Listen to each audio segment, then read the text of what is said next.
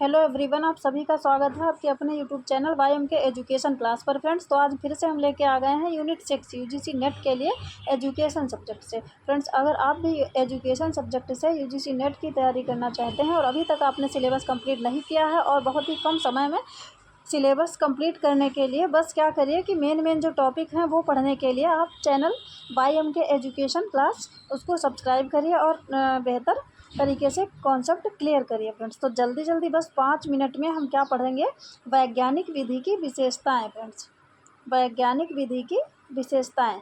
तो देखिए, कल हमने वैज्ञानिक विधि क्या होती है पढ़ लिया था, उसके तत्व भी पढ़ लिए थे, उसके स्टेप्स भी पढ़ लिए थे क्या होते हैं। तो देखिए, क्या कुछ इसकी विशेषताएं या लक्षण या गुण कहिए, वो सारी चीज़ें एक ही चीज़ है। तो देखिए, नंबर 1 वस्तुनिष्ठता। वस्तुनिष्ठता मतलब ऑब्जेक्टिविटी। ऑब्जेक्टिविटी क्या होती है? देखिए, वस्तुनिष्ठता का अर्थ है जैसे कोई भी किसी भी घटना का, कोई भी घटना है जिसका आप निरीक्षण कर रहे हैं, जिसके बारे में उसके वास्तविक रूप में किया जाए। जो निरीक्षण आप जिस घटना के लिए कर रहे हैं वो रियल रूप उसका हो, ये नहीं घटना कुछ और है और आपने कर कुछ और लिया, लिख नोट कुछ और कर लिया, तो वो नहीं होना चाहिए। जो रियलिटी है वो होना चाहिए। तो निरीक्षण करते समय देखिए, निरीक्षणकर्ता की मनोवृत्तियों पर कोई प्रभाव ना पड़े। जो निरीक्षण कर रहा है उसके मनोवृत्तियों पर कोई मतलब इधर उधर से गलत प्रभाव ना पड़े कि इसके कहने सुनने पर या किसी भी तरीके से उसने गलत आंकड़े एकत्रित कर लिए, ऐसा नहीं होना चाहिए। इस तरह के निरीक्षण से जो परिणाम प्राप्त होते हैं वो वस्तुनिष्ठ होते हैं। तो क्या होता है, जब इस तरीके से परिणाम प्राप्त होंगे वो वस्तुनिष्ठ होंगे, ऑब्जेक्टिव होंगे, किसी भी जगह उनको आप लगा सकते हैं, यूज कर सकते हैं। तो ये है। उसके बाद में देखिए, नेक्स्ट अगला है इसकी क्वालिटी या विशेषता क्या है। सेकंड, परिशुद्धता, एक्यूरेसी। एक्यूरेसी क्या होती है? देखिए, वैज्ञानिक विधि में देखिए घटनाओं का प्रेक्षण तथा शुद्ध वर्णन किया जाता है। शोधकर्ता विश्वसनीय एवं वैध परीक्षणों का प्रयोग कर आंकड़ों का संग्रहण करता, मतलब क्या करता है, जो रिसर्च कर रहा है व्यक्ति।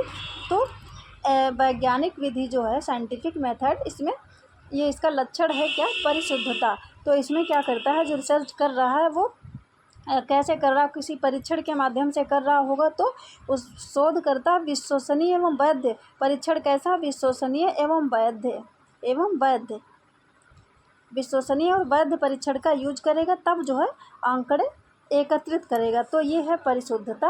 अब आप समझ, विश्वसनीयता क्या होते हैं आप जानते होंगे कि परीक्षण क्या होना चाहिए, विश्वसनीय। देखिए, अवैधता क्या मतलब जिस चीज़ के लिए वो परीक्षण बनाया गया है, क्या उसको वो पूरा कर रहा है, उसके लिए वो खरा उतर रहा है कि नहीं। तो देखिए, क्या कोई परीक्षण अगर वो वैध है तो विश्वसनीय हो सकता है। हाँ, अगर कोई परीक्षण, ये भी यहाँ पे जान लीजिए, अगर वैधता जहाँ पे है तो वहाँ पे विश्वसनीयता अवश्य होगी। अगर परीक्षण वैध है तो वो विश्वसनीय भी होगा। लेकिन क्या अगर परीक्षण विश्वसनीय है लेकिन फिर वो क्या वैध होना भी ज़रूरी है, वैध होगा? ऐसा नहीं, बिल्कुल नहीं कहा जा सकता कि अगर कोई परीक्षण विश्वसनीय है तो वो वैध भी होगा। विश्वसनीय हो सकता है लेकिन ज़रूरी नहीं वो जिसके लिए बनाया गया वो काम कर रहा हो। तो फ्रेंड्स, ये बात ध्यान रखने की है। यहाँ भी ऐसा भी हो सकता है, कहीं से आपको प्रश्न मिल सकता है। ये देखिए, इस पॉइंट से हट के आपको बता दिया कि क्या परीक्षण जो वैध होगा वो विश्वसनीय अवश्य होगा, लेकिन जो विश्वसनीय परीक्षण है वो ज़रूरी नहीं है कि वैध भी हो। देखिए, नेक्स्ट पॉइंट, अनुकरणीयता। अनुकरणीयता क्या होती है? देखिए, शोध के तरीके में, उसकी कार्य विधि में किसी प्रकार का पक्षपात या कोई पूर्व धारणा ना आए। जैसे कोई पूर्व धारणा या कोई, जैसे जब रिसर्च किया जा रहा है किसी चीज़ की खोज या अनुसंधान, तो क्या हो कि जो विधि आप अपना रहे हैं तो उसमें कोई पक्षपात नहीं होना चाहिए। तो इस प्रकार जब शोध का परिणाम प्राप्त होगा बिना पक्षपात के, तब क्या होगा देखिए, तो वह इस परिस्थिति में किए गए अन्य शोधों के लिए अनुकरणीय होगा। अनुकरणीय का मतलब जैसे किसी चीज़ को देखकर वैसा ही करना। तो जब बिना किसी भेदभाव के, बिना किसी पक्षपात के आप शोध करेंगे, तो जब आपने जिस प्रोसेस से वो शोध किया और आपके परिणाम एकदम शुद्ध प्राप्त हुए, निष्पक्ष, तो आगे आने वाली पीढ़ी या जो भी अन्य कोई शोध करेगा, रिसर्च करेगा, तो वो भी यही तरीका अपनाएगा। तो ये है अनुकरणीयता वैज्ञानिक विधि में, ये भी इसका क्या है, लक्षण है। उसके बाद में नेक्स्ट देखिए, नेक्स्ट मितव्ययता। मितव्ययता क्या होता है? देखिए, पार्सिमनी। पार्सिमनी क्या होता है?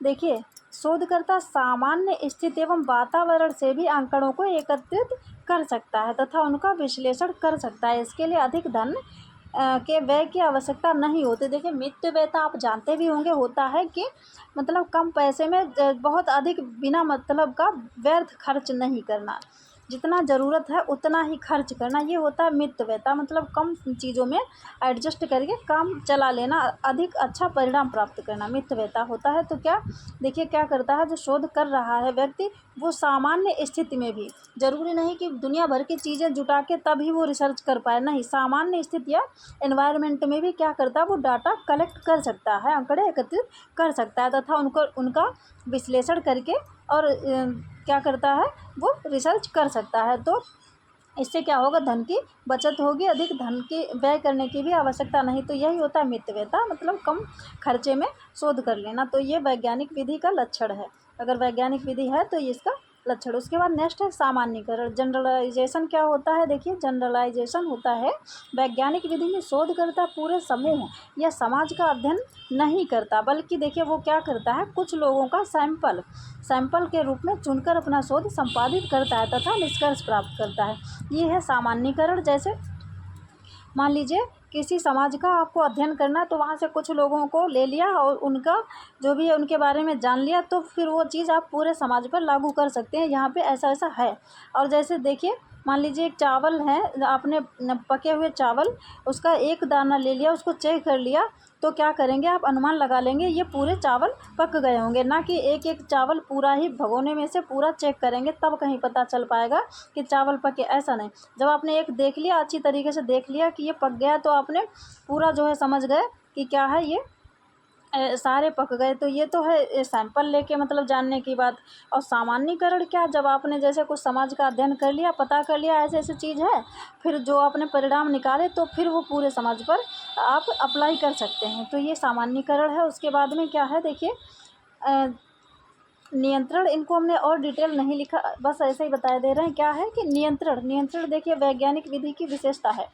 इसमें क्या होता है, जो चर होते हैं वेरिएबल्स, उनको क्या किया जाता है, नियंत्रित, जो शोध रिसर्च कर रहा है वो नियंत्रण में रख सकता है। इसमें क्या होता है, कार्य कारण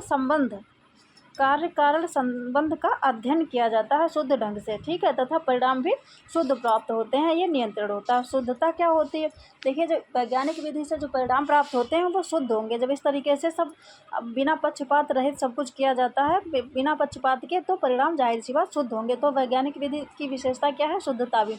पूर्वानुमान की क्षमता भी होनी चाहिए वैज्ञानिक विधि में। देखिए कैसे, जैसे निष्पक्ष जांच व विश्लेषण के आधार पर देखिए मिलती जुलती परिस्थिति में किए गए शोध, उसके बारे में पूर्वानुमान भी लगा सकते हैं, ठीक है।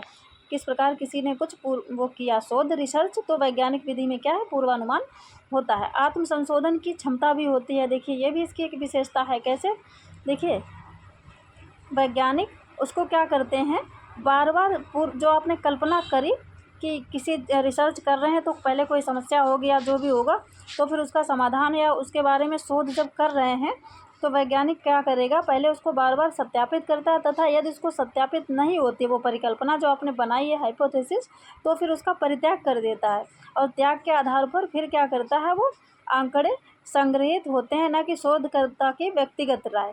तो ये आत्म संशोधनीयता है, मतलब जब अगर वो नहीं सही है तो उसका त्याग कर देता है। तो ये अपने मन में ही उसने सोच लिया कि ये परिकल्पना सही नहीं, तो उसका त्याग कर दिया, यही ये आत्म संशोधन की क्षमता होती है रिसर्च जो कर रहा है। तो ये चीज़ें हैं वैज्ञानिक विधि की विशेषताएं, आपने पढ़ ली फ्रेंड्स। तो आज के वीडियो में इतना ही, बाकी नेक्स्ट वीडियो में इसकी सीमाएं, वैज्ञानिक विधि के प्रकार क्या होते हैं, ये हम पढ़ेंगे। तो देखिए यूनिट 6 बहुत ही इंपॉर्टेंट है, ये पेपर 1 में भी है, इसीलिए बहुत ध्यान से हमारे साथ जुड़ के पढ़िए, जितना हो सकेगा उतना आपके समक्ष हम लेके आएंगे फ्री में सारी चीज़ें। देखिए यूट्यूब पर अभी मेरा नया है, तो क्या करिए, ज़्यादा से ज़्यादा लोग जुड़ने की कोशिश करिए, आपको बहुत अधिक इससे लाभ होने वाला है फ्रेंड्स।